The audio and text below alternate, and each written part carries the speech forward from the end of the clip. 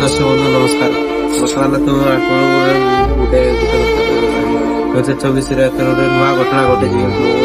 ମୁଁ ବିଶ୍ୱାସ କରିପାରୁନି, କାହିଁକି ନା ମୁଁ ଗୋଟେ ଭିଡିଓ ବନଉଥିଲି, ଆମର ଫ୍ରି ଫାୟାର ଗ୍ରୁପ ନେଇ ଗୋଟେ ଭିଡିଓ କରିଥିଲି। ସେ ଭିଡିଓଟାକୁ ଆପଣଙ୍କୁ ଦେଖେଇବାନି, ତ ବର୍ତ୍ତମାନ ଏବେ ମୁଁ ଯେତେବେଳେ ଭିଡିଓଟା କରୁଥିଲି 4ଟା ବାଜିଲା, ଯେତେବେଳେ ରଜ ବହୁତ ବର୍ଷା ଥିଲା। କାହିଁକି ବର୍ଷା ଥିଲା? 2024 ଘଟଣା ଘଟିଲା ମୋ ଜୀବନରୁ ଆଥିଲା। ଏବେ ବି ଦେଖ, ତ ମୁଁ ଟାଇମ ଦେଖେଇବି, ଗୁଗୁଲ ଟାଇମ ମୁଁ ତମକୁ ଦେଖୁଛି, ନିଜେ ମାରିକି ଦେଖୁଛି ଗୁଗୁଲ ଟାଇମ।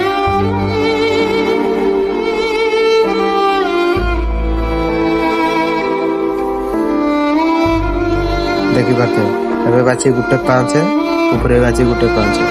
ଏଠି ଦେଖିପାରିବେ, ଏଠି ଥର୍ସଡେ ମାନେ ଗୁରୁବାର, ଜାନୁଆରୀ 1, 2024। ତ ଏଇ ଘଟଣା ବି ବିଶ୍ୱାସ କରିପାରିବ। କୋଉ ବର୍ଷରେ ମୁଁ ଏମିତି ଘଟଣା ମୁଁ ଦେଖିନି, ଆଜି ଦେଖିଛି ଫାର୍ଷ୍ଟ ଟାଇମ୍। ତ ତମେ ମାନେ ବିଶ୍ୱାସ କରୁନଥିବ, କାଳେ ବର୍ଷା ହଉଛି କି ନାହିଁ ବୋଲି ଟିକେ ବାହାରକୁ ଦେଖୁ, ଖୋଲା ପଡ଼ିଆକୁ ଆସିବ। ଲାଇଟ୍ ଟିକେ ବି ପକେଇ ଦିଏ, କାହିଁକିନା ମୋ ଲାଇଟ୍ ଟିକେ କ୍ୟାମେରାରେ କରିନାହିଁ, କୋଉଠି ମୁଁ ମୋବାଇଲରେ କରି ଚେକ୍ କରାରେ କଣ ଦାୟିକା ମୋବାଇଲ କରିବାକୁ ଆଣିବା କଣ ଦେଖିପାରୁଥିବେ। ଆମର ବହୁତ ଟିକେ ବାହାରକୁ ଆସ। ଏବେ ସେତେବେଳେ ହେଉଥିଲା ବହୁତ ବର୍ଷା ହେଉଥିଲା, ବହୁତ ରେଟ୍ରେ ଥିଲା, ଯେମିତି ଆମେ ସବୁ ପିଲାମାନେ ଭିତରକୁ ପଳେଇଲୁ। ଏବେ ଟିକେ ଝିମିଝିମି ମାରୁଥିଲା। 2024 ବର୍ଷାରେ ଟିକେ ନିହାତି ଖାଇଥାଉ ଭାଇ। ଏଇ ବର୍ଷା ଆଉ କେବେ ମିଳିବନି।